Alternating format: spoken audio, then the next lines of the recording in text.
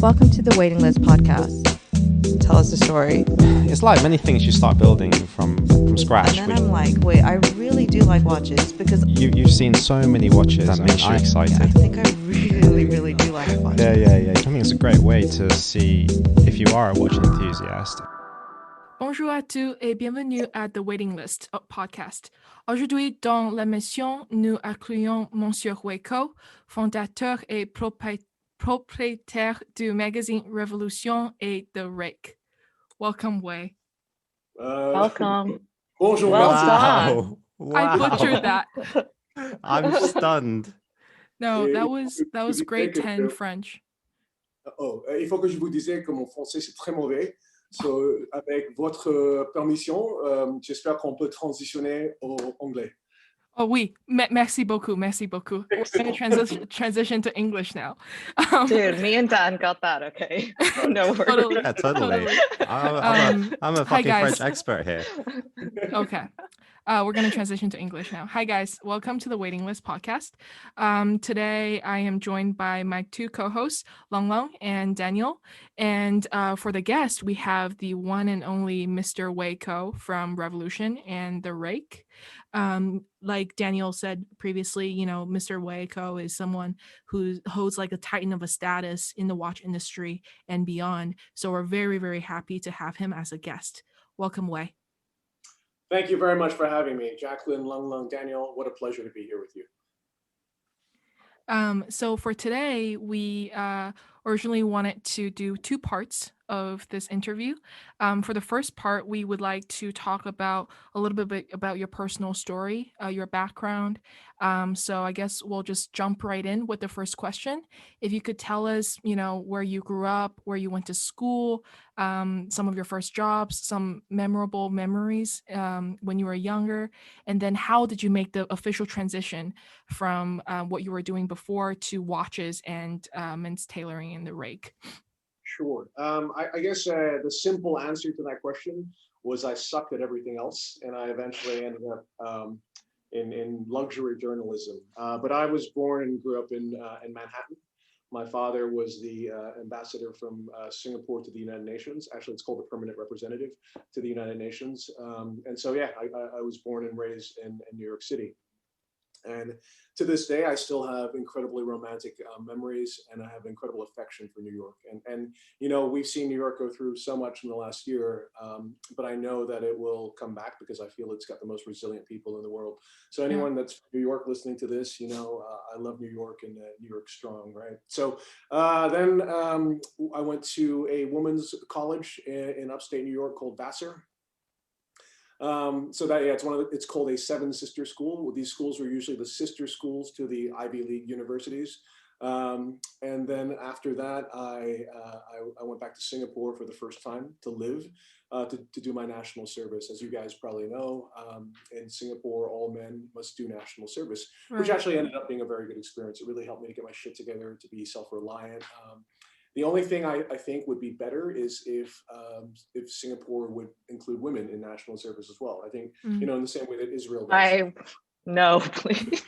It would help to solve two problems. So one of the main issues we have in Singapore is we're having a declining population situation, right? Because when Singapore was first gained its independence, it kind of promoted this two-child policy. It basically encouraged people not to have more than two children, which was a tactical error, and now we have not enough people. So my solution to this is for national service to have both men and women at the same time, and everyone showers together, right? So if you have, because in the army you don't have a shower facility, so everyone showers together, and I feel as if somehow we might even be able to solve the population situation.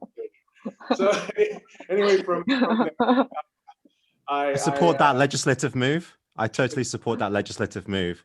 Anything to increase copulation, I'm all down for. Excellent. Is there no more efficient way to do this other than making us sign up 2 years to the army? There is. It's to outlaw condoms. We're just not really bad ones. Yeah, I can distribute some Chinese Shenzhen ones. They're equally as ineffective. Please do that. It's a pasta strainer. So then after the national service. So in the military, they have a rule where they take the most incompetent people and they put them in charge. And based on my supreme incompetence, I ended up in officer school where I, wielded my incompetence with particular skill to train some of the worst trained soldiers ever to go through the Singapore Armed Forces. Then after that, I'm quite tired of small places. I decided I would move to Montana, and I worked as a cowboy. Well, not a cowboy. A cowboy is an honorarium that refers to the people that are at the very top of the hierarchy in a ranch. So I worked as a ranch hand on Montana's biggest commercial cattle ranch called the N-Bar Ranch. And I did that for a year. Then I went to film school in San Diego, which was a terrible school, and it was San Diego it's interesting. It's like Paris in some ways. So they always say that Paris is it was so beautiful that God had to put Parisians there to even it out because they're such miserable people, right? Which I don't know if it's true, but San Diego is such an amazingly beautiful part of America. They had to put the world's stupidest people there. So I'm sorry. I want to say something. So Yeah. I always tell Dan, fuck, this is so bad saying this. I always tell people like Singapore has the ugliest people. Can you explain that? Singapore. Well, Singapore is the cleanest country with the ugliest people then. Ugliest in terms of physical attractiveness. Oh, that might have something to do with the low birth rate then. The condoms won't help then. As a Singaporean man who's not at all attractive, I totally agree with you. So anyway, I went to San Diego and did film school. And then, yes, I had to endure 2 years of conversations that sounded like, hey, dude, I'm all, but we're all, but you're all, right on, bro. Like you're making this shit up, but everyone there speaks like Jeff Lebowski from The Big Lebowski. And then after that, I graduated and somehow ended up in, actually, okay, let me stop for a second. There is a misperception in the world that intelligent people are happier, right? Actually, I feel the opposite is true. I think the stupider you are, the happier you are. And I think ignorance is bliss. Because I had 2 dachshunds before I had my current dachshund. And so Brando, who was my boy, was like super intelligent. Like he's the only dog I've ever met that I actually thought was a human being, right? And as a result of being super intelligent, he was like really miserable all the time. He was always suffering like an existential crisis. Like, what's going on, bro? Why are you so upset? What's in the news today? I'm like, okay, And then I had a girl, a dachshund named Gracie, who was like just so stupid, right? And as a result, she was so happy. I'm like, Gracie, what's up? And she's like, So actually, probably the San Diego people from San Diego are laughing because they're happy, and of course me. Well, first, I'm Singapore, so a long hypothesis. I'm also first unattractive, and second of all, fucking ugly. And then I'm intelligent enough to know I'm self-aware enough to know that I'm unattractive. So I'm miserable as well. Right? Okay. Anyway, so after that, then I went to film school. Then I ended up getting a really amazing. Bandit, do not bite my fucking leg. Sorry, my dog is biting my wires. Then I ended up going to Los Angeles, and amazingly, I got a really cool job. I got the job to be the assistant to a film director named Catherine Bigelow, who is the one and only woman to have ever won the Academy Award for Best Director for The Hurt Locker, and to me is just one of the greatest directors of all time. So then I did that for going on 4 to 5 years. I think it was 4 years. I actually graduated from being her assistant to being her development person. Actually, in Hollywood, being full of dickheads, they actually call that job the D girl. So D girl is a development girl, which is usually like an Ivy League educated young lady that's come to Los Angeles, and she's supposed to do like analysis on projects and scripts for her boss, but in the end really just ends up walking her dog and cleaning, both of which I did, for Catherine. Not that I have an issue that I like dogs, and I approve of being clean, I guess. And then and so yeah, it was a great experience. We ended up becoming really good friends. She brought me to the Venice Film Festival for the first time. To be able to see that from the perspective of someone that was in jury was incredible. So yeah, it was a great experience. And then I guess somewhere along the line, I realized that I hate Los Angeles, because I found that even though everyone was so good looking. Well, yeah, but the problem is everyone is a complete tool, right? Like Los Angeles is like the only place in the world where people are super open about the fact that they're like, hey, nice to meet you. Can you tell me what you do so I can decide whether I can use you or not, further my own career, right? And so it became a bit tiring after a while. Then I moved back to Singapore for the first time, and it was really interesting. I speak about this a lot with my friends, and it's the first time I ever got to be part of the majority rather than being a minority. And, you guys, I don't know if you live in Vancouver, and Daniel, I know you spent time overseas as well. And Lung Lung, it sounds like you grew up in America, right? But, no, I grew up in Singapore. Oh, really? Oh, so you really know. Yeah. But I went to an international school, so my first interaction with like local people was probably in my first job in DBS. So I was like, oh fuck, it is very different. Which I went to UWC on Dover Road, so next to ACS, full of douchebags as well. Yeah, right. So I don't know. I didn't go to school. I don't know. All my friends went there.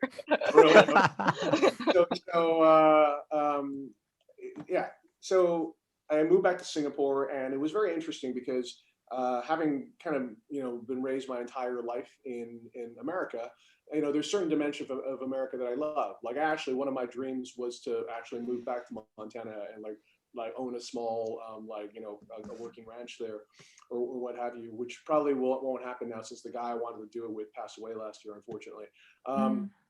It's always sad when you get old enough that your friends are dying, but the thing that I was suddenly aware of moving back here was the whole time I was in America, I always felt uneasy, like a little bit uneasy, right? Like kind of almost like waiting for that like next racist incident to happen, or some snide remark that was super patronizing, or that like oh, you speak English so well, like like that kind of bullshit, right? Or oh, of course you're good at math, which incidentally I wasn't good at math. Or just the fact that like I think one of the reasons that Asians are targets in the United States is that there is a perception that they won't fight back, right? Like they're like no one in general, like no white dude's gonna fuck with a black dude, right? Because they're just gonna get right? But most white dudes will have no problem fucking with an Asian dude because they're like, oh, but he's studying to be a doctor and he doesn't want to. He probably plays the piano, so he won't want to hurt his hands. Are you describing me? Are you describing me? Because like I am actually that. Like medical trained, piano playing, grade A, I totally resonate with your uneasiness. Like, if anything, I'm sure you're aware England's very classist, elitist. You definitely feel those undertones of society. Right. So it was really remarkable to suddenly not have that at all. Right. I'm like, oh my God, here I am in Singapore. It's English speaking. It's actually very westernized. But I can walk around and I never have to worry about looking over my shoulder in the way that I kind of had to do always in the United States, right? And that was like, wow, what a relief, And so that was a great experience, actually. And then on top of that, I think, Singapore, I think it still does, but it was a really rewarded entrepreneurialism. So later when I had this idea of starting, this watch magazine and so on like that, it seemed like a very easy place to set it up. Yeah, so there you go. I guess that's that. Is that? Do you speak Singlish? That's funny. Because I'm pretty good at imitating most accents, but Singlish is the one accent I totally can't do. Right? Is it because it doesn't sound sexy? And that's why you didn't bother to learn it? There is a theory about like how certain like local patois are cooler than others, right? Like, for example, like the Jamaican accent super cool, right? Like, who doesn't want to sound like right? You know, and like most of the people that go to like Jamaica for spring break, by the the first drink or the first spliff they smoke, they're like irate man. You know, that's before they go and get their hair braided on the beach, which is like, dude, like note to all white people, please never braid your hair, right? Men or women. Actually, I would say probably for Asian dudes as well. Please don't braid your hair, right? But anyway, yeah, I have to say, as a local patois, it probably is not the best sounding. But again, who am I to judge? You know, I guess based on Crazy Rich Asians, apparently it's trending. So you never know. It may be the slang / patois of the future. I hope not. These things are out of our hands, Long Love. Yeah. Wait, so Wei, you mentioned that, obviously you moved around a lot, right? And then all of a sudden you came back from the States to Singapore, and you had this idea of starting the watch magazine. How did that come to be? Were you always interested in watches, or was it something of like a self-discovery? Because you went from like film school to working for a director, and then you worked on like a ranch before that. I'm just having a difficult time understanding, like, was that always a found hobby of yours growing up, or was it something that just happened organically? My whole family always loved watches.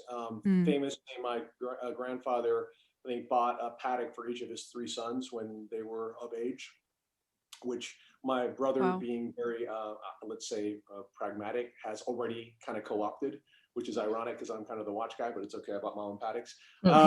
So the it was very, to be honest with you, very, very pragmatically, I couldn't get a job, right? So I came back to Singapore, worked, kind of tentatively in the film business for a little bit, but there's no kind of steady film production unless you're talking about the TCS, which is the local television stuff, which of course, being primarily in Singlish or Mandarin, I couldn't really relate to, and then so then I spoke to I think you guys probably heard this story before, but I basically called up my friend from the local newspaper and tried to convince him to get me a job as a writer. He wanted, he had jobs in 3 subject matters: sports, sex, because like, again, there's back to this whole thing about being popular on the planet, and then watches. And I told him I was an expert in all 3, and then he made me write a test essay in each of them. I failed, apparently. Right. The sports essay and also the sex essay. Very apparently, the sex essay was so badly informed. I clearly had never had sex before, and I said, "That's not true. I have sex with myself so much." Go ahead. I know. I was going to ask. So it doesn't sound like you had a typical writing kind of background, but what your writing style is one of the most recognizable within the watch space. When you write, everybody knows it's you. How did you hone that skill? To the budding writers out there, what advice would you give them? When I was in film, in film school, I loved screenwriting. That was my favorite thing, right? Okay. And I love dialogue, right? So that's why, like, even though like I'm of 2 minds, or I'm not of 2 minds, but I'm conflicted when it comes to Woody Allen movies because he's such a dick, right? Like, based on the stuff that he did. And I don't know if you've seen this new documentary that's come out, but his movies are so funny and the dialogue is so extraordinary, right? Like, it's like first time you ever see someone who's so articulate and so neurotic, being able to project that. So wield his his neurosis with such sort of articulation in dialogue. And then there's Tarantino as well, who is another one of my favorite writers, and it's because his capacity with dialogue to take, I guess, coarse and banal language and elevate it to this sort of art form is incredible. I would say other guys that I love are, David Mamet, the playwright as well. So I love language, right? And I think that when I started Revolution, I hadn't really thought about it from that perspective, or even when I started writing as a watch writer, I wanted it to be fun to read, right? Like, because the thing is, if you make it super boring, like, vibrational speed or what's the amplitude? Long, what's the amplitude? That's going to be the quote. Yes. What's the amplitude level? So like I always feel like the best classes I attended in university, the ones I made it to, were ones where it was so entertaining, right? That at the end of it, you were so amused and like had such a good time, but you learned so much shit, right? And I think that that's kind of just what I wanted to apply to watch writing, and then later to writing for the Rake, which actually has two completely different tones, right? Like the watch writing is like fun and humorous and kind of like a little bit coarse and, you know, references hip hop and stuff, you know, and then the Rake is meant to be intentionally erudite, but kind of making fun of it sometimes too, right? Yeah. One of your most famous articles, which was the Basel article where you talked about the sausage, you were one of the first probably journalists that I certainly know that actually called bullshit on stuff. And you're not shy of actually writing your opinion out there. Well, actually, I read a lot of other editors, and they seem quite neutral in a way that it seems a little bit boring now. Like, do you feel that that's kind of endemic right now in the media industry? Because you seem to get the very opinionated stuff on social media, but anything curated in article form seems to be quite bland. Yeah. Well, I mean, there's a simple answer for that, right? Like, you know, most watch journalists make their living at the behest of, or they serve at the pleasure of the watch brands, right? Which means if someone gets pissed off at you, then you don't get invited to junkets, or they don't invest advertising in your magazine or your blog or your what have you. So everyone has to tread carefully. I still think that there's opportunities to be constructive and humorous and critical when you can be. Like, you know, one of the things that I think, you know, has been very interesting to me is the rise in the prices of Jorns, right? Which for me, I feel is completely manipulated by market makers, right? And I kind of feel that if you're buying a Jorn at this price level, you're a sucker, right? You know, they've got that like, they've got that saying, like, if you're at a poker table and you can't spot the sucker in the first 5 minutes, that's because you're the sucker, right? Like, so when you are purchasing a Jorn at, like, you know, massively over retail, I mean, it's purely manipulated. And quite honestly, I think even if you were to ask the guys that are those market makers, they'd be happy to tell you because they're probably proud of it, right? So one of those key guys is a guy who I love. He's a really cool dude, but his name is Danny Goldberg, right? And he owns Watchbox, and he's one of the biggest retailers in the world. Or in the United States, and he's a super smart dude. And even a couple of years ago, because I've gone and visited his place in Philly, he was like opening up the safe, and he had like one of the most massive stockpiles of Jorns. And he's like, dude, once we get them all, we're gonna ramp the shit out of these prices, right? And everyone's kind of in on it because everyone's profiteering from it. And Jorn gets to live this legacy as having this brand that's, you know, oh, you can never get my watch. But the question I have is, are they that rare? I don't think that they're you know, they're not Philippe Dufour simplicities, right? Where there's very, very few of them made. And because you can get them, they're available, right? And are they worth the markup of many times their retail price? Probably the early subscription watches were, because those were the watches that started the brand. The brass movement watches, okay, they're a little bit rare, but the other stuff, you know, there's no reason why just your stock, you know, run of the mill like resonance should be trading for massive over list, but that's manipulated, that's made, right? You know, and I think that like there's other watches that are also in that position, like the 5711. I don't think that that's manipulated. I don't think anyone sat around and said, let's do this to this watch. I think that there's just so much more demand than they're capable of supplying. And also because, well, I mean, there's, you know, 4 Asians on this chat.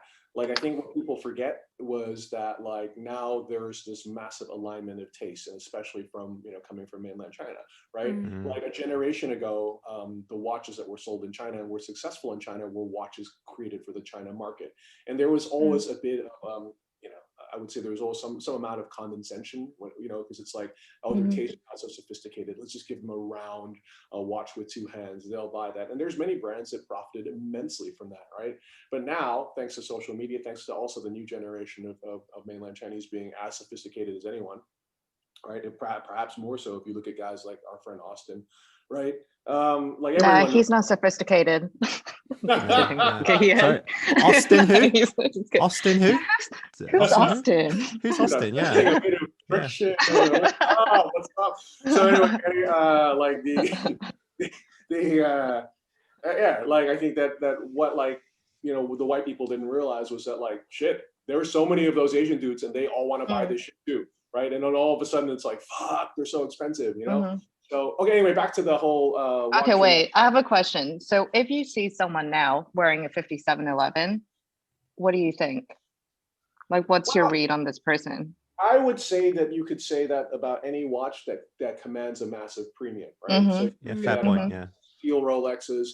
You could say that about anyone with a rainbow. You could say that with anyone with an 1103 from Bouchard Mill. You could say that it's like basically they're so they are so wealthy, and that they can pay the massive premium related to it. So it's not like I love this watch necessarily. It's like I can afford this watch, right?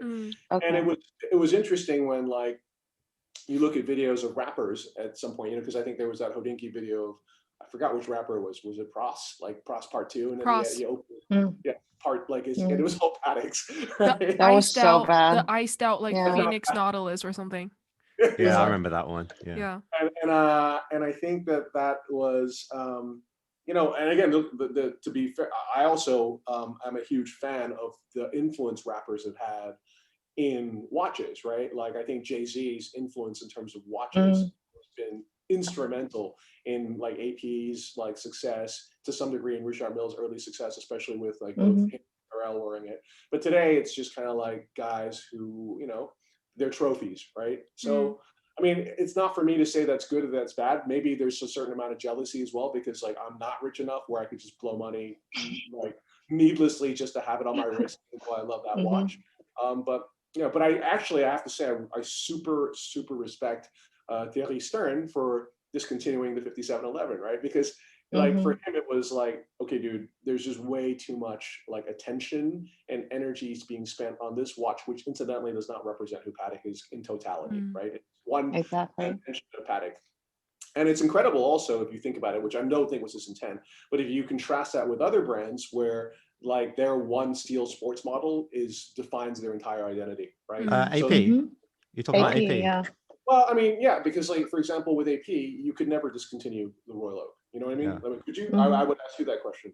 Probably not. Well, we always have this conversation on whether the brand should just be called Royal Oak, before, right? And it was actually like, you laugh, but actually it's a valid argument, You're actually right, because Jean-Claude Biver actually had said at one point there was a consideration to just have a secondary brand that was just called Royal Oak, right? Yeah.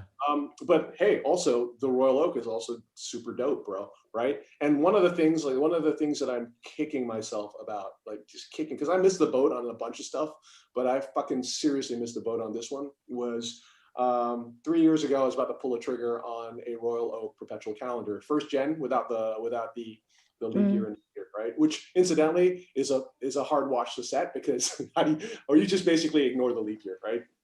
If you've got a sapphire dial one, like a skeleton one, then you can set the leap year, even though there's no leap year indicator, because there's a cam for the leap year that's visible, right? But if you don't, if you've got a solid dial one, you're basically screwed. But that watch to me is one of the most iconic, most beautiful watches in the world. And I kept like kind of vacillating about purchasing it. There's one at this Italian dealer that was immaculate. It's like 30, 40 grand, right? What did you think? Why didn't you pull it? It's just like the other kind of like misperception about watch journalists or even watch publishers is we're not at the same purchasing power as the people we write about and the people we hang out with. Like, so I don't have anywhere near as much watch purchasing power as Lung Lung has, right? Why? Thank you. Nor do I have as shapely knees as she has, which are now, this is a Zoom call. Sorry, I'm burnt. As you will learn, I'll say this is the first time I've ever seen her wear anything so low. So I think that's a compliment to you. That's because we haven't had that interview with Aldous. Remember? Oh yeah. Well, you already told me when we have our interview with Aldous, you're just going to be, naked, right? Nude, completely nude. Wait. Yeah, we missed the boat on that, dude. Totally, and they're fucking untouchable, right? Like they're so expensive. I'm just thinking. I really, really enjoyed your article on the perpetual calendar, AP. I read that, over the summer, and it was just one of the most enjoyable reads I've read during that time frame. And now that you're telling the story, you must have been like kicking yourself as you were writing that story, like going through all these photos and archives. And you're like, oh, why didn't I buy that watch 3 years ago? But I read another article on another perpetual calendar, which was the Patek 5970 with chocolate dial. I thought that was equally riveting as well. You know, so you win some and you lose some, I guess. Yeah. You know, the thing with that AP also is like, dude, how stupid do you have to be to write a freaking huge ass story that then increases the value of the watch? Like, Exactly. like Long, are you a banker or a hedge funder or something like that, or? Yeah, I'm a security, okay, I'm a trader. I say that. Yeah. I have my own securities brokerage. Fuck it. I'm just gonna say Trader it. in the day, escort in the evening. The escorting that makes the most money. So, and a nice. stripper. Nice. Yeah. So, 3 well, jobs. you do all those things very well, but that would be like as stupid as some like trader like hyping the shit out of a stock before he's even bought it. Exactly. I'm the type of trader that puts in my own personal trades first ahead of other people. Of course. I mean, that's and it's like it's almost like un-Chinese, right? Like as a Chinese person, like Chinese people are always trying to find like the angle, right? So it's like after I did that one, like all my Chinese friends were like, "You so fucking stupid, bro." Like, Yeah. But anyway, but with the Patek, yes, that was a real pleasure to write, and I managed to get that watch, which was one of those kind of dream watches. I mean, I guess now I'm old enough and kind of in this enough where hopefully people like me enough that they're willing to be like, okay, I'll make a watch for you, or I'll assign you or allocation to something that's a little bit rarer. And guys, the people always ask like, how does that happen? It's like there's no shortcut to it. That's true. Yeah, you just got to earn that shit, But yeah, that watch was incredible. But in terms of out of the perpetual chronos from Patek, you chose the 5970. Obviously, the 5270 is also out there. It's actually, when you talk about value, do you think that's very underappreciated? And what do you see in the long term for that piece? I think it's dope. Like, I think that there's 2 editions. Well, I think the one that will really resonate in the future will be the platinum case salmon dial version of it with the Arabic indexes. Because bear in mind also, like that configuration, first that dial color, and that configuration has never been done in a normal production watch before, right? And it's super historic. And then I would say the other version would be the rose gold black dial version on the integrated bracelet as well. Oh yeah. Because again, those bracelets were never like issued to like normal dudes. Like, you had to be like Eric Clapton to get like a watch like that in the past. So I think those watches are super dope. I think there is okay. So I would say, what's interesting about those watches is like the 5170, for example, which is just the pure chronograph version of that watch. I feel is one of the most undervalued Pateks around right now, right? So it's the successor to the 5070, which was the oversized 42 mm. That's the Big Daddy, right? Yeah, and and that watch, got a lot of hype, right? Interestingly, I also feel that watch is a little bit undervalued at the moment too. But the 5170 is like, it's like the reference 130. It's sublime. It's just beautiful. Yeah, and I would almost say the mate to the 5970 from Patek is the Corne de Vache from Vacheron, which you also have. It's not a perpetual, but from a historically significant standpoint in the case design and its true like ownership to the traditional designs, I would say the Corne de Vache is equally as important. And I really enjoyed your interview with Christian Salmani when you guys were talking about the pocket watches and everything from watches to tattoos. And I think that's when you have a truly just special friendship, which you obviously have, and when you're able to be involved in the design process of something special. I thought that was incredible, and the watch you came up with is beautiful. Thank you so much. I want to ask, oh sorry, go ahead. No, go ahead. Go ahead. I want to know about your tattoos. So we can only see this one on your chest, right?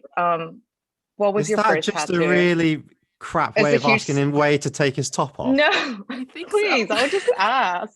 The funny thing was, I always liked tattoos since I was like a teenager. Like I always liked Harley Davidsons. I always like tattoos. I always like knives. Like always like stuff. Like I'm like a Chinese guy, but I look like a Chinese guy, but I'm really a hillbilly on the inside. Yeah. Like I should be drinking moonshine and banging my cousin. You know? Mate, this is going to be like one of a kind interviews we're having. I know. I love that stuff. Like and I'm an old dude, right? But I've got a Harley here and a Triumph, and I've got an old Harley in London, which I haven't ridden in obviously over a year. Just so I like that stuff, and it's funny, like the stuff that was counterculture when you're young, right? Like is now so mainstream that like it's almost weird when people don't have tattoos today, right? So I remember a couple of years ago, my wife and I were in Soho House in Barcelona, which incidentally is one of my favorite Soho houses. But she was like, look, there is like far less people without tattoos than there are people with, right? Yeah. But the interesting thing is that, and I see this a lot of times in really attractive women, right? Like I don't understand it why like really beautiful women get bad tattoos, right? Exactly. Like the flower on the ass. Or just like even like just from a fine arts perspective, just really badly executed. It's like, dude, come on, like everyone can tell, like whoever did that motherfucker can't even draw on paper. Like, why would you let him draw on your fucking skin, dude? Right? And so exactly. Like it's like they probably wasn't looking at the skin when they were tattooing. They were probably looking at somewhere else. Yeah, exactly. Just messy. It's because they were drawn by me. Yeah, I was like, Dan like drawing on the vagina. No, but I would just say, Wei, being a hillbilly, thinking about fucking his cousin, I can see totally why he failed that sex assignment when in his initial start of his like editorial journey. Drinking moonshine, right? And I love like old American muscle cars. So I had a lime green Camaro. So it was always like funny. Like my car would pull up, like and like especially when I was living in like LA, and everyone would like imagine like some like fucking hillbilly dude who's gonna walk out of it, and it'd always be like, oh, it's that Asian guy. And then the other thing that was funny was like I developed like a real penchant for wearing Western wear. Actually, like it's funny, like I even loved it when I was a little kid. So like one of the first things that my godmother bought me, because I really wanted them when she came to visit New York, she bought me two things which changed my life. The first was a Sony Walkman, which like back in the day, if you had a fucking Sony Walkman, remember the yellow sports Walkman? Cool. You guys are too young to remember this, right? But like you were the shit. Like if you had a little like cassette player, but that played music in stereo, right? You were the And then I bought. She bought me a pair of cowboy boots, like yellow, like mustard, like yellow cowboy boots with like green uppers. So yeah, so I used to like ride ride my Camaro around in like cowboy boots, and I even had like a hat at some point. And people used to think I was Native American, like because there's like, why would a Chinese guy be dressed like that? It makes sense, right? All right, okay, so back to the tattoos. I got my first tattoo when I was in Hawaii, which was a stopover between going back to Singapore and going to the army. And then I got a second tattoo quite a few years later on my inner arm on the left, but I've had them both lasered off because they were mediocre tattoos, right? They weren't bad, but they were mediocre. And I want and so the real change happened for me was when I met Carlos Torres, who is the artist that's done my tattoos. And he, he's got an Instagram following of like 500,000 people.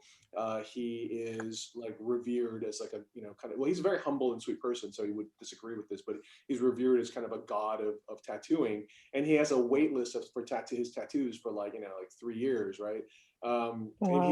And he has like the rapper, 50 Cent or 50 Cent, right? All of the tattoos on one of his arms lasered off, so he could get re-tattooed by Carlos, right? Like how hardcore is that? Wow. Which is kind of what I'm doing on my left arm now. So Carlos, it was the first time. It was kind of like the first time I got a bespoke suit from Comte Luca in Paris. It's like I couldn't believe someone could make something that beautiful. It's like I was like I can't even draw like that on paper. How do you draw like that on? So this is like one of the tattoos you did. Oh my god! Like a Roman. That's like that's amazing. Yeah, and that's quite a few years old already. So, you know, like he just has a capacity to uplift the game. So I'm always tempted, and I got one piece here. This tiger by another artist in Amsterdam. No, sorry, it was in Copenhagen. But in the end, like I'm just gonna stick to Carlos. So Carlos did that lion, and then he did another piece that's here. That's hard to pull up. But anyway, yeah, just like I like tattoos, right? Like strangely, I like them more on men. Like I think they look good on guys, but I'm not convinced they look good on women. You should try Dan. I hear Dan's really good at tattooing. So that part here, like save that for Dan. Dan in this chat. Oh, Daniel. Okay, fine, fantastic. Yeah, excellent. Is that I'm an writing inside ass joke? for him. One ass cheek for him. Yeah, well, I have a specialty, and it's not the arm. It's not the forearm, anyway. Yeah. But it's so. Do any of the three of you have tattoos? No. No, I don't. Ah, okay, there you go. No. Jacqueline's got a tattoo. I do. Nice. You do? I have I think I have like 10 or 12. But they're very small. Where?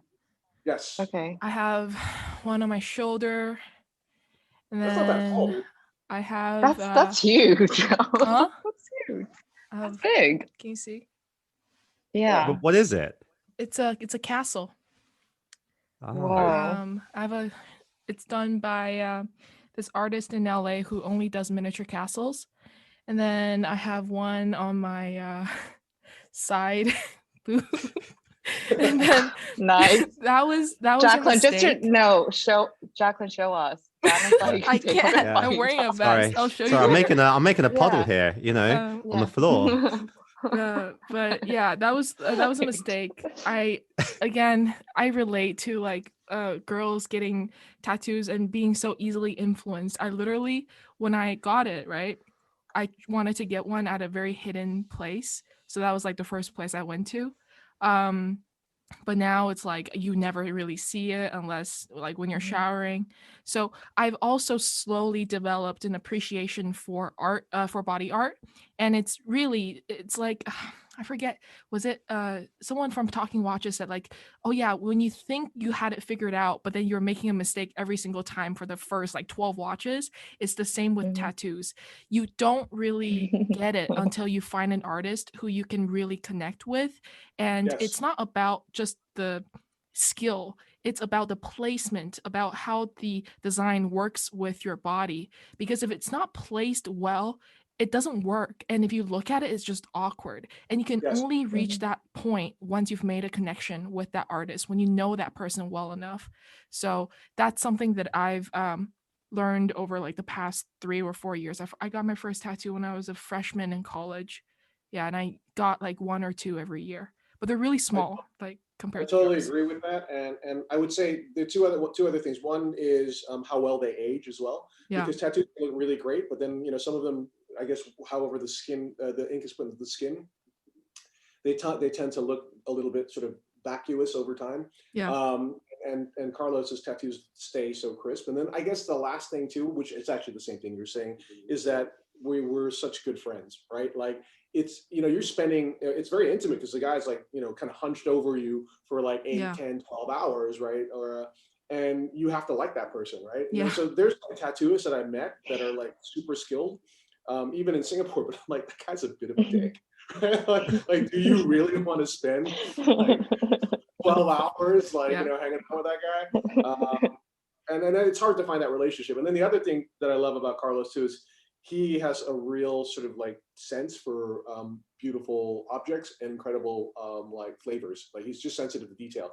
So I brought him to Sushi Kimura, which is this sushi restaurant that I love here in Singapore, which is a 1 Michelin star sushi. And it's always hit and miss when you bring like well, he's obviously of Mexican descent, but he grew up in America. When you bring a white person to a real sushi, it's always a little bit like I don't know if they're going to be like, oh man, I can't eat this, and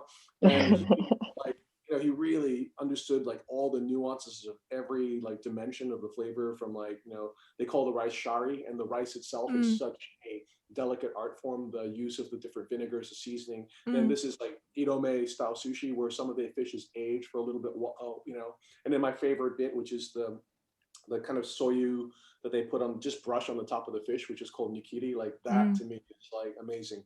And so just that one bite that's perfect, right? Like somehow he being a perfectionist, it really appealed to him. I just remember something. Is Carlo the one guy that you did the special tungsten tray with?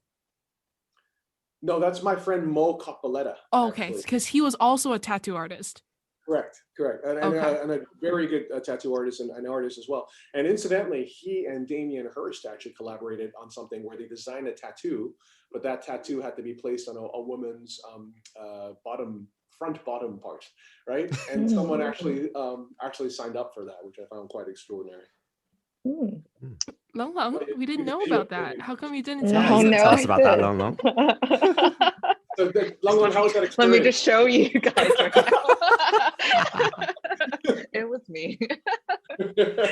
Oh my god, that's amazing. But wait, actually, one of the questions I wrote down was about your tungsten tray, which now has just blown up, right? Like they recently celebrated the 150th anniversary with 100th anniversary of the tungsten tray, and they I think they did a re-edition with 150, and that's completely like impossible to find now. So what do you think about, I know we were talking about the Nautilus and then we were talking about other hypes, but then what do you think about this trend around Cartier that's emerging in front of us right now? It's funny you say that, because like everyone's looking for something, right? Like okay, so to me, I think, and I wrote a story basically about the rise of Cartier, and I wish maybe I'd bought more Cartiers before I wrote. This is Jacqueline's tactic of hyping up her own pieces. I've got one. And I have a second one on order as well, which is super dope, right? Yeah. But Cartier is, I would break it down into sort of 4 eras.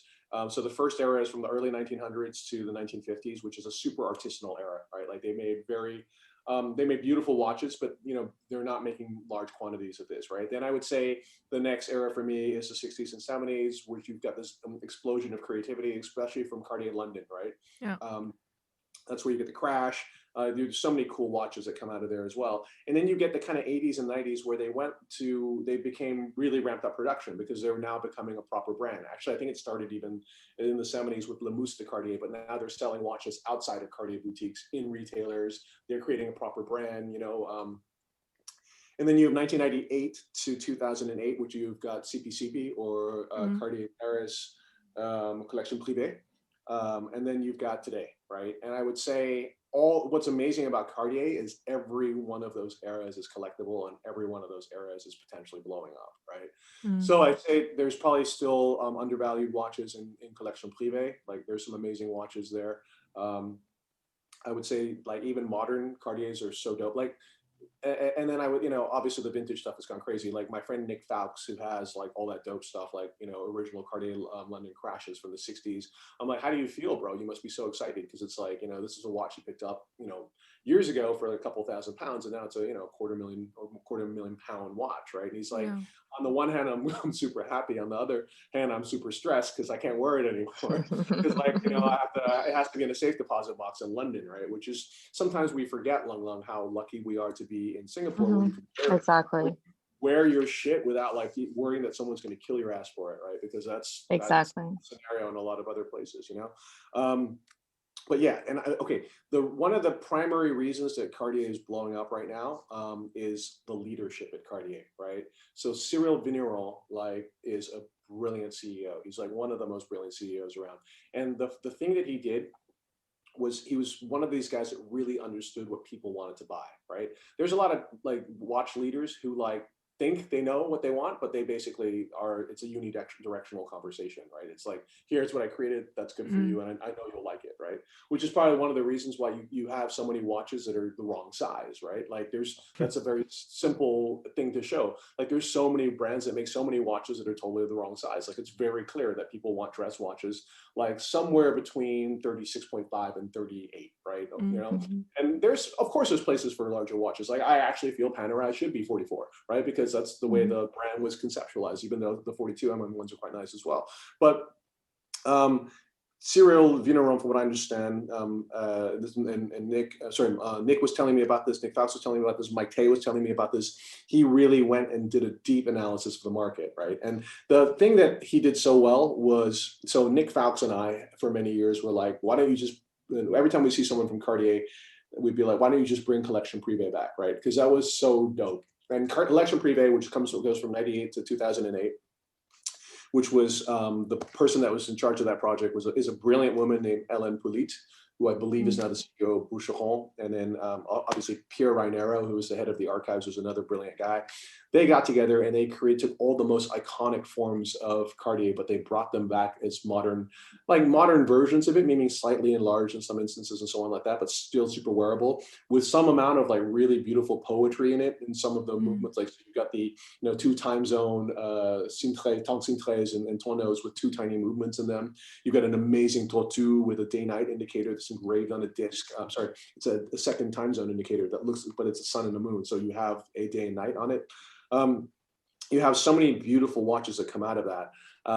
And so the thing that Cyril Vigneron did so well was he basically made the entire brand of Cartier Collection Privé, right? He made them all the most iconic watches, and he made them also accessible in price as well, which it should be as well, right? You need to have that bridge to the next generation. You need to have a watch that's $4,000 or $3,000, like $5,000 Singapore dollars, right? So if you look at it, like all the icons are back, and you can go into the store and buy them, right? Like there's a lot of times where you, as a watch lover, you're like, hey, dude, how come I can't go into your brand store and buy that watch that I would really like to have? Either you don't make it, or as we discussed earlier in the program, it's not available except you go to the secondary market, right? So the great thing is Cartier. So the thing right now I would say is like even the regular stuff is dope. Like anyone that wants a great man's watch right now, Santos Dumont XL manual, like thin manual wine watch, right? It's using the Piaget movement. And again, that's the thing with Cartiers.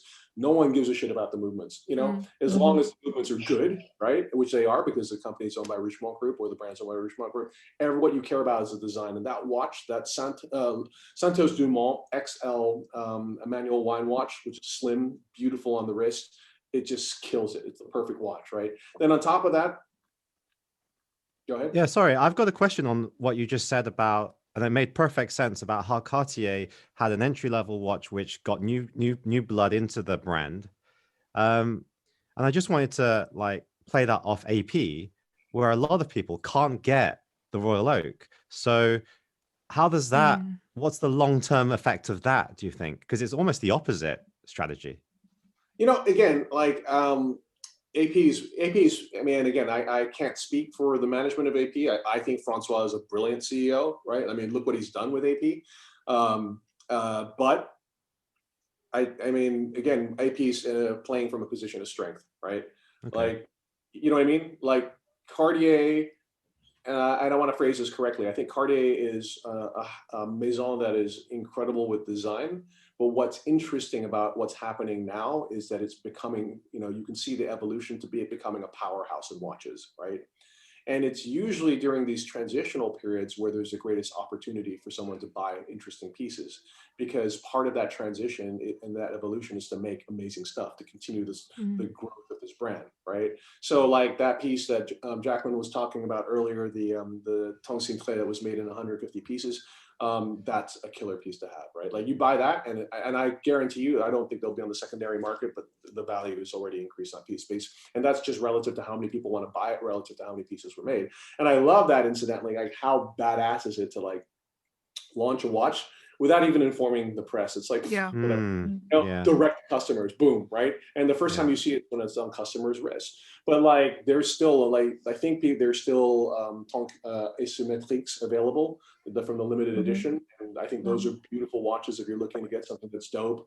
As I said, if you want looking at, and even just the standard Santos, right? Like, which is based on the Santos Galbé from the 80s. It's great. It's a fantastic watch, right? So Yeah, so I'd say, and then of course, what's interesting now about Cartier is that there is a possibility to get into the special order program. And I hope I'm not shooting myself in the foot here by creating additional competition for myself, right? But like, let's face it, right? The era of like AP, the era of Patek really like making you a pièce unique, unless, I don't know, maybe you're Eric Clapton, but even then I'm not sure, is pretty much over, right? But that opportunity exists in Cartier, and because that's maybe always been part of the history and legacy of the brand, like they've always had that. I don't know how long that will last.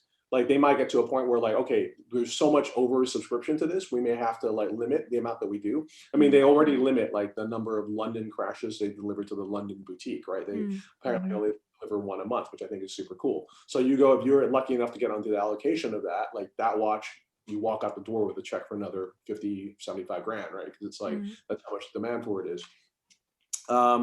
So like the fact that Cartier is willing to do that, I think is an opportunity for people, buyers. I mean, you know, look, I'm also trying, not suggesting this from like, hey, go and get them made because you can, you know, flip them for money.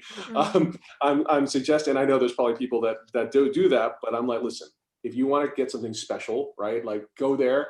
And if you want to create something like really unique, and if you have built a relationship with Cartier, then here's your opportunity to get a pièce unique like the one I have, which is that Amandal Tong Sin Tre. And now I'm working on my second watch, which is a crash. So, which I'm very excited about as well. Yeah. Congrats. Thank you. Yeah. Yeah, so it's pretty exciting. It'll be a cool configuration. I'll show it to all three of you guys. And what's even cooler is that when you were going through these processes, like you did a video about the Cintre, and then you did an article about the Corne de Vache, like you're so open with sharing to the public about this whole process, this creative journey, which most of the people won't get the opportunity to experience themselves. And to me, and I'm sure to many people who are listening who might, go ahead and check these out now, like they will really see just, how rare this information is, and it will definitely treat their interest in something similar. So yeah, I would suggest also, and I think you're completely right about the Corne de Vache. If you're looking for just like a sublime manual wine chronograph with one of the most beautiful movements in the world, and one of the most famous movements in the world, the 2310 or the 1141 or 42 in Vacheron speak, like that watch, you can't beat that watch, right? And like, it's funny because there's so many options available to you, and I do sometimes like wonder, maybe I should have done that instead. But I love my watch. But the fact that you can go to Vacheron, subscribe to the Cabinotier program, and then get a pièce unique, I think is dope. And what I haven't seen anyone do, so maybe this could be like a challenge, right? Is I haven't seen a applied Breguet numeral dial on Corne de Vache. Right? And I think that would be fucking sick. And that's kind of the one dial that I'm like, shit, I wish I'd done that. So like, yeah, I'm just telling you guys right now, like, if someone out there needs to go and fucking make a applied Breguet numeral dial, Corne de Vache with luminous hands, like that'd be insane. Hopefully someone will go and do it, Yeah, the thing is now, not like when someone does it, it's going to be known as the Wei Koh edition now, because you said it. Like they won't be able to say like, oh, it's my edition. Like, no, you just copied Wei Koh. Imagine in the middle of making one right now, you're like, oh, that motherfucker. Oh, come on, But anyway, and I'm sure that people have made much cooler editions. And the thing is, most people, we don't get to see most of these unique editions. Well, the one that you made is beautiful with the dot indices. It's beautiful. It's gorgeous. What was so dope about that watch was, like, first of all, it was really like a journey through with friends. Yeah. So with Charlie Torres, who was the guy that was the previous CEO of Vacheron, he initiated that project. And then Christian Salmoni, of course, who is one of the most wonderful human beings in this industry, and is such a deep and cultured guy. Yeah. He loves tailoring as well. So, we talk about tailoring all the time. Yeah. He loves tattoos. And then, of course, he loves watches. And he loves, like, we have similar tastes in music. It was quite funny. I forgot, there was this Philips video that he did recently, and he was asked to name like like one of the musical like influences for him, and everyone was thinking, oh, what's he gonna say? Yeah. And he's like Rage Against the Machine, right? And then Yeah. and then they're like, well, name one song, and he's like Bullet in the Head. So I love that about him. Yeah, I think that. So yeah, someone please go make a for Navash. Yeah, I think it's great. Okay, so we always ask this question towards the end of this video, and I think we perfectly led it to this question as well. You've also said that watches can be viewed as a medium of emotional expression. So if your watches in your watch box could speak, what would they say about you? That's the thing. It's there's no clear trend in terms of what I collect, right? Mm. Like I have like older watches.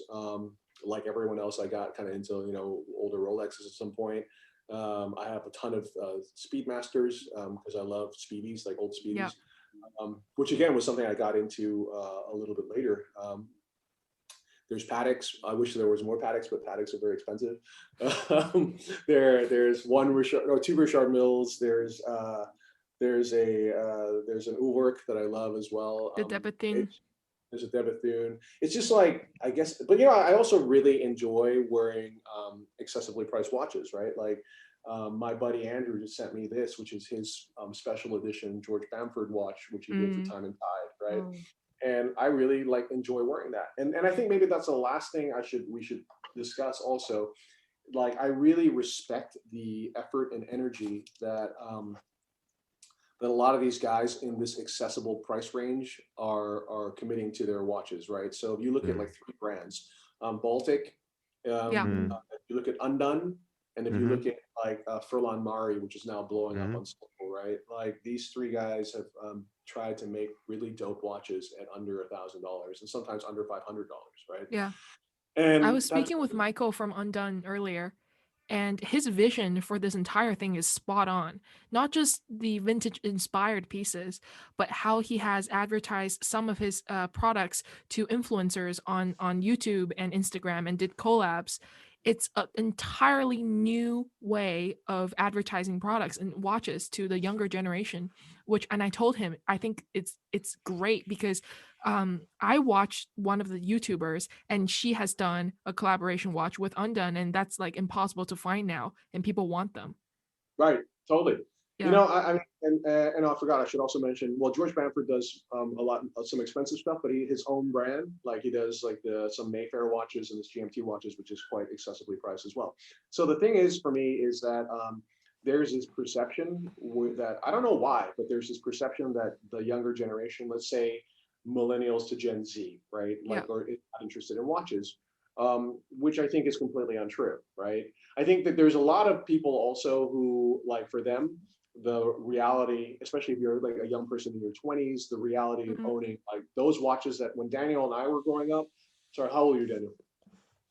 I'm 20. Okay. 20. I'm 20. Yeah. You wish you were 20. No, what? Okay. What? 20? Yeah. Nah, 82. 82, so 30 something. Your experience in bed is like a 20. Good year for wine. When I was growing up, like it was totally accessible, right? Like you could buy like, a Submariner, right? Yeah, totally. Yeah, I walked out on the Submariner. I went into the store, and I was like, do you know what? I don't want a Rolex because everyone else has got one. So I went and got, it was actually my first watch. I bought an Omega Seamaster. And then I thought, and now I think, fucking dumbass. But it's achievable. You know what I mean? Yeah, totally. Yeah. Like at the time, you don't think it is. You think it's pushing it. But then through the journey, you look back, it's totally, you can see how that is a stepping stone. Right. Like I think for a lot of people, like the watch that they want, let's say, for example, like a Royal Oak, right? Like it's unachievable, right? Yeah. It's just like no matter how you try to like make it happen, you just can't, right? And at some point then we'll like, fuck it then, I can't afford it. Like then I'm gonna stop. Right. Yeah. So why make yourself miserable? So the thing is, I think that these brands like Baltic, Undone, Furlan Mari, Bamford are super important because they create beautiful designs that are also accessible, right? Yeah. And this is like super important as the bridge, or if you want gateway drug to horology, because if you can't get it now, and also to be fair, like most people are, this generation is also quite impatient. Like Yes. it's like I want instant gratification. I want it now. Yeah. And it's kind of like I want to fucking like save my pennies for 10 years and then finally get to watch my dreams, right? If they can get something dope now and put it on their wrist, they become part of our culture for the rest of their life. Totally. Yeah, I think it's a fine balance that, I mean, we're talking about AP, a fine balance between creating something desirable and then testing the consumer's patience on getting the piece. Like, because that's a negative feeling you have attached with the Royal Oak or getting those pieces that are really hard to get. So it's a really fine balance, because if it tips the other way, actually, I think the market will also very quickly go, do you know what? I don't want it anymore. You know, there's plenty of options out there, you know, and the thing is the premiums are also pushing it. So even if you want to get it on the gray, it's so expensive. The watch's entry levels are already expensive. Premiums even ridiculous. This is what I mean. Like the premiums are, you know, it makes it completely prohibitive, right? Like there's no pathway to entry for it to get it from normal channels, because again, you're not a customer. You're not going to buy a bunch of jewelry or you know, to offset that sale, what have you, right? So you can't get it that way. Then if you go to the gray market, it's so prohibitively expensive. It's unrealistic. And you know, it's not just AP, it's many brands, right? Like and I think that the biggest thing that watch brands need to like safeguard and need to address is the following, right? Like you make all this stuff, but when I go to your shops, it's not available, right? But if I go to Chrono 24, it's available. All of them are available just at markups, which means every single one of these watches is going through your sales channel, and not to a customer, but to a reseller, right? And that's fucked up. You know what I mean? Because I'm not trying to say that there's anything wrong with resellers. I'm not, you know, I understand, like, hey, it's great if you can make this a business out of that, but that's not fair to the client. And that your client, you know, whether it's a new client or a long-term client or whatever, you need to get the watches into the hands of people who are going to wear them and love them and keep them, right? You know, like it wouldn't bother me if, for example, Cartier maybe sign a letter that says you can't sell your watch, your crash, because I'm like, totally fair. I respect that, right? You know, like I have proposed to them kind of like a club watch for like a group of people, right? And I said, you know what, with this watch, we're going to engrave everyone's name in the back of it, right? So that if anyone does actually try to fucking sell it, you're going to know exactly who it was, right? You know, and then you can fucking shame their ass, you know? Yeah, publish their name on Revolution. The list. Yeah. Okay. Guys, so, quick fire. Yeah, quick fire. Wei, we have prepared some quick fire questions for you. So no thinking, just answer the first thing that comes to mind. Okay. Cartier and Pepe. If you can no longer wear Hawaii shirts, what would you wear? I would wear t-shirts. Okay. I would wear rock t-shirts. Okay. And I would wear rock t-shirts with suits as well. Rock t-shirts. Okay. Favorite Singaporean dish? Oh, laksa. Yes. Okay. Vintage or modern? I'm going to say modern. Okay. Interesting. Automatic or manual wound? Manual wound. It's funny. Everyone always says manual wound, right? Because it makes them feel like they're like sophisticated. Yeah. You should be it's original. Like the equivalent it's like the equivalent of having a nice pair of leather shoes, like from Cartier or something, you know. Shoes are so uncomfortable, bro. I'm sorry. Like Pierre is a friend of mine, but those are the most fucking uncomfortable shoes in the world. Well, I think some of those Berluti shoes are rival on uncomfortability, man. They're not comfortable. Great to look at, not great to wear. No. Okay. Biggest pet peeve? People who don't walk in a straight line. Ooh, really? Do you have one of those? Do you have one of those things where you have to walk in the block and you can't step on the crease of the tile? It's simple. It's like I grew up in New York City, right? New York City has a huge population and everyone's on the street at the same time walking, and they're walking fucking fast, right? So in New York, people know how to fucking walk. And how do you walk is when you see some motherfucker coming, he goes a little to the left, and you go a little to the right. And slide by each other, like fucking like traffic on a fucking highway, right? Fucking like Singaporeans. I would say probably also. It's true. It's fucking true.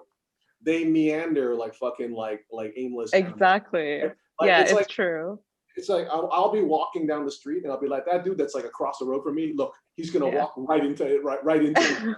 And the fact that everyone's looking at the fucking bullets now doesn't help, right? So I like to walk fast. I like to walk in a fucking straight line, and I like people to like slide to the side a little bit just to make space. Make space for you. Walking. Is that why you have a buggy life? So you just like ram them out the way? Yeah. As I said, like I didn't choose the buggy life. The buggy life chose me. Because I'm so integrated in lounge, right? I'm so like hammered that I can barely walk. And they're like, I think in order to escape any liability, we just better buggy this dude's ass over to his. I always see like the first thing Wei ever does when he gets on the plane before he's even got his bag sorted is give me the champagne. Well, okay, like, so if you're and I, because I have a ton of miles, I upgrade myself a lot. I'm not like long just afford to do this stuff just purely like like no biggie, private jet. Right, but like the thing with SQ, I don't know if this is still the situation because but they have Dom Perignon, they have Krug, and I like Krug better than Dom Perignon, right? But they only have 2 bottles of Krug. So if you don't start drinking the Krug the moment you walk into the plane, you're not going to get enough Krug, right? Like, why? Because I want to take down at least 1 bottle myself before they fucking strap me in, and I have to fucking like take off. Okay, talking about airplanes, what's the first place you want to travel to when the world opens up? I guess I should go see my team in London, right? But actually, we're opening our first shop in the Maldives, so probably it'll be the Maldives. Wow, nice. That's not a bad place at all. What are you currently watching on Netflix or other streaming services? Call My Agent. Call My Agent, is that a movie? It is a TV show, right? It's a French TV show. It's hilarious. Yeah. Oh, French TV show. Okay. Yeah. You speak French. Yeah. Okay. Eat to live or live to eat? Live to eat, definitely. You don't have to be my size by eating to live. Like... Yeah. Okay. Last question: dad sneakers or bucket hats? What? Dad shoes or bucket hats? I don't understand how that's a choice. Okay, so okay, so you know how like nowadays young people like Gen Z, they're bringing back the dad shoes, so like the really chunky white New Balances. Balenciagas. Yeah. And they're bringing back the bucket hats to be cool. So if you were to choose one to wear outside with your usual like attire to attend an event or something, which one would you choose? I'm gonna go with dad shoes because you can still hide them. They're under the table. Like Singapore is a very warm and humid place. I tend to believe the bucket hat would be physically uncomfortable, right? What about Crocs? I'm not into Crocs, but I love Birkenstocks. And it's funny because I have an argument about Birkenstocks all the time because everyone on the Rake like hates Birkenstocks, but I fucking love Birkenstocks, right? But would you wear? But would like, you wear them with socks? Sure, absolutely. I would wear them. I think I probably have worn them in university with socks and like the big woolen kind of like hiking socks. And I've done that with Teva sandals as well. Yeah. See, people are fine with Birks, but what really pisses them off is when people see other people wearing Birks with socks. Like, yeah. That's so bad. I think that's going to be my look for summer. It's going to be like white Birkenstocks, socks, and then a white Speedo, right? Like I think that with your white Snoopy. That's the one thing that's the one thing like I find bizarre about certain countries where like dudes are still like fully down with the Speedo, right? Like Singapore, dudes are like completely like down with the Speedo, right? Like and then like really and like why, dude? And then no because I'm so all right. And then somehow like old Italian dudes also like they love Speedo as well, right? Lung, how do you feel about Speedos? Depends on the guy. Everything depends on the guy. I would say in Singapore, no Speedos. In Singapore right now, I literally every time I go out, I say to my girlfriend, it's like, dude, what the fuck is up with the guys here? It's so fucking ugly. What the fuck? You know, we actually have people in Singapore listening to this. I know. They're probably gonna actually, okay. our main listener base is actually in New York. So Okay. yeah, so you said the right thing at the start. Online, you just gotta get those beer goggles going. You know, just drink harder. Okay. All right. We're gonna round this Any off. more? Thank you, Wei. We didn't talk about Thank you. I don't think this was any like traditional interview I've heard or seen with Wei. So really glad, and we had loads and loads of fun. Thank you for giving us your time, and thank you for everyone who tuned in to this episode. I'm really hoping that you guys enjoyed listening to it, and stay tuned for the next episode. Bye-bye. Thank you for tuning in to the Waiting List podcast. Hit the subscribe button and the next episode will come straight to your phone as soon as it's ready. Whilst I'm here, please remember to leave a nice review and follow us on Instagram at the Waiting List podcast.